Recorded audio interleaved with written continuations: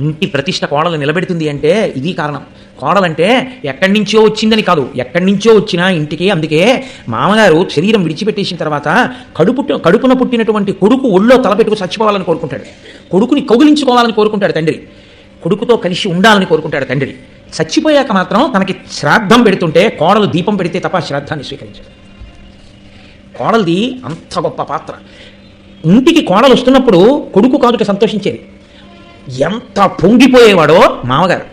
అందుకే ఆడదాని జీవితంలో చాలా పెద్ద కష్టం, పూడ్చలేనంత నష్టం జరిగిందని ఎప్పుడంటారంటే ఆడపిల్ల తండ్రి చచ్చిపోయినప్పుడు కాదు, ఆడపిల్ల మామగారు చనిపోయినప్పుడు. ఆడపిల్ల తండ్రి వెంటనే రెండో స్థానంలోకి దిగిపోతాడు. తన కూతురు అని ఆలోచించవలసిన అవసరాన్ని ఆ పిల్ల మామగారు ఇవ్వడు. అసలు ఎందుకు ఆలోచించడో తెలుసా అండి? నా కూతురుని మాత్రమే ఈయన ఆలోచించగలడు. నా కూతురు కాకపోయినా ఎక్కడో పుట్టినా నా ఇంటికి కోడలిగా వచ్చింది, నా కొడుకు చేయి పట్టింది, నా కొడుక్కి సంతానాన్ని కంది, నా ఇంటి పేరుతో నా వంశాన్ని ఉద్ధరించింది, పిచ్చి తల్లి ఎక్కడి నుంచో వచ్చింది. ఆ అమ్మాయి నా ఇంట సుఖపడకపోతే, నా ఇంట ఆ అమ్మాయి సంతోషించకపోతే కాల్చనా నా పెద్దరికం దేనికి? మా మామగారు ఉన్నాడు ధర్మాత్ముడు మహానుభావుడు, మా మామగారిని కోడలు సంతోషించకపోతే నేను ఉండి ఏం ప్రయోజనం అనుకుంటాడు మామగారు.